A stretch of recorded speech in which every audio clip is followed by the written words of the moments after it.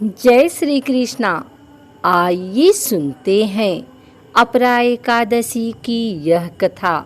Hindu calendar के अनुसार ज्येष्ठ मास के कृष्ण पक्ष की एकादशी तिथि को अपरा एकादशी के रूप में मनाया जाता है। इस साल गुरुवार 26 मई को अपरा एकादशी है। इस दिन भगवान विष्णु की पूजा की जाती है और व्रत रखा जाता है। हिंदू धर्म में मान्यता है कि अपरा एकादशी के दिन व्रत रखने से मोक्ष की प्राप्ति होती है। अपरा एकादशी से जुड़ी एक प्रमुख पौराणिक कथा भी प्रचलित है। कहते हैं कि पुरातन काल में एक ऋषि ने राजा महिध्वज की आत्मा को मुक्ति दिलाने के लिए यह व्रत रखा था। पौराणिक मान्यताओं के अनुसार प्राचीन काल में राजा महिध्वज हुआ करते थे। वह बहुत धार्मिक प्रवृत्ति के थे और अपनी प्रजा का बहुत ध्यान रखते थे। उनके राज्य में हर कोई खुशहाल था। राजा महिध्वज का वज्रध्वज नाम का एक भाई था। वज्रध्वज बहुत ही दैत्य प्रवृत्ति का था। उसे अपने भाई के धर्म, ध्यान, पूजा पाठ करने पर आपत्ति थी। वह धर्म में बिल्कुल भी विश्वास नहीं करता था और हमेशा अधर्मी कृत्य में लीन रहता था।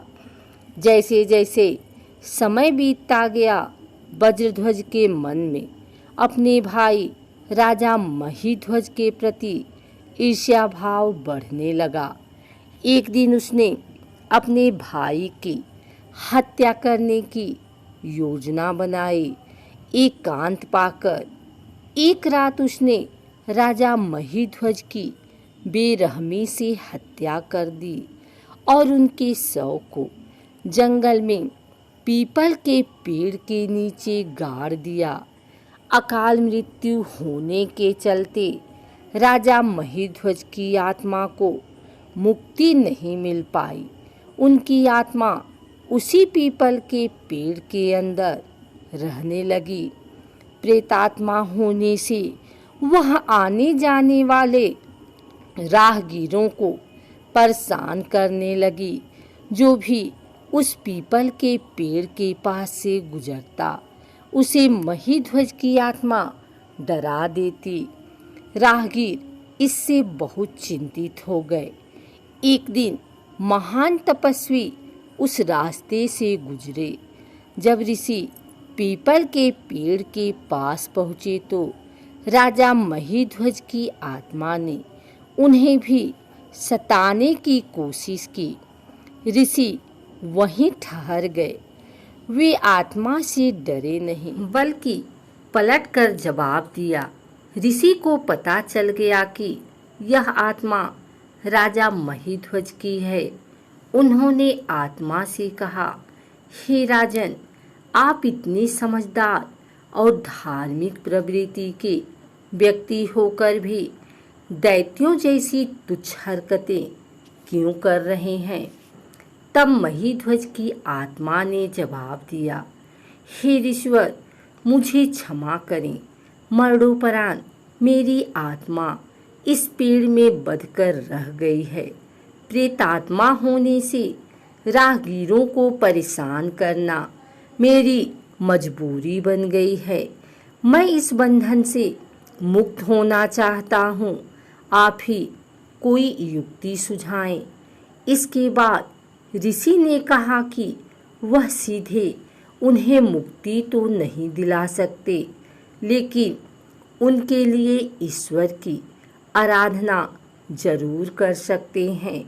ऋषि ने राजा महिध्वज की आत्मा को मुक्ति दिलाने के लिए अपरा एकादशी का व्रत रखा और भगवान विष्णु की आराधना की। व्रत के फलस्वरूप आत्मा पीपल के पेड़ से मुक्त हो गई और स्वर्गलोक में चली गई। पद्म पुराण के अनुसार इस दिन भगवान विष्णु की पूजा उनके वामन स्वरूप में की जाती है। मान्यता है कि इस दिन भगवान शिव के बालों से माँ भद्रकाली प्रकट हुई थी, इसलिए इसे भद्रकाली एकादशी भी कहते हैं। इसके अलावा इस एकादशी को अचला एकादशी एवं जल क्रीड़ा एकादशी के नाम से जाना जाता है। वैसे तो एकादशी व्रत के दिन भगवान विष्णु की पूजा की जाती है, परंतु इस एकादशी के दिन माँ भद्रकाली का भी व्रत रखा जाता है, इसलिए इस दिन का महत्व और भी बढ़ जाता है। यह एकादशी बहुत पुण्य प्रदान करने वाली और बड़े बड़े पातकों का नाश करने वाली है। अपरा एकादशी के व्रत के प्रभाव से ब्रह्महत्या, भूत योनि, दूसरे की निंदा, पर स्त्रीगमन, झूठी गवाही देना, झूठ बोलना, झूठे शास्त्र पढ़ना या बनाना, झूठा ज्योतिष बनना तथा झूठा वैद्य बनना आदि सभी पाप नष्ट हो जाते हैं। मान्यता है कि इस एकादशी का व्रत रखने से जाने अनजाने में किए गए सभी पापों से मुक्ति मिल जाती है एवं परिवार में सुख शांति एवं समृद्धि होती है। अपरा एकादशी का व्रत करने से भगवान श्री हरि विष्णु मनुष्य के जीवन से दैहिक, दैविक और भौतिक कष्टों को दूर कर अपार पुण्य प्रदान करते हैं। अपरा को उपवास करके एवं इसके महत्व को पढ़ने और सुनने से सहस्त्र गोदान का फल मिलता है।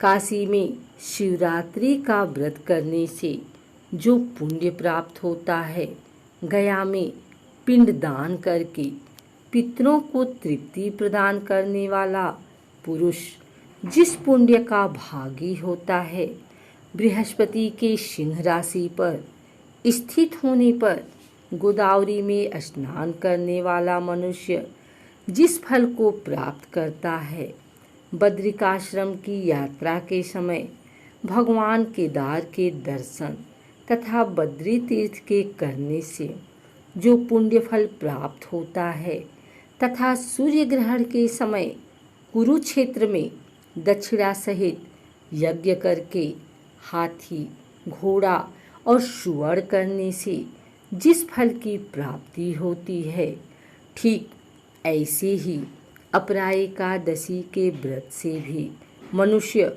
वैसे ही फल प्राप्त करता है। अपरा एकादशी को श्रीमन नारायण के विष्णु स्वरूप की पूजा करने से मनुष्य सब पापों से मुक्त हो गोलोक में जाता है।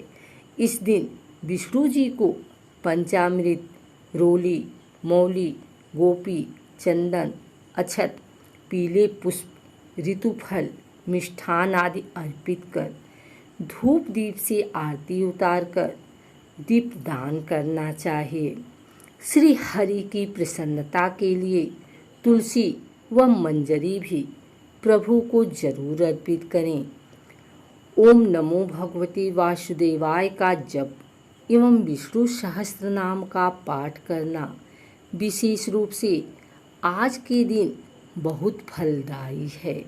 इस दिन भक्तों को परनिंदा, छल कपट, लालच, द्वेष की भावनाओं से दूर रहकर भगवान विष्णु को ध्यान में रखते हुए भक्तिभाव से उनका भजन करना चाहिए एवं यथाशक्ति गरीबों को दान देना चाहिए।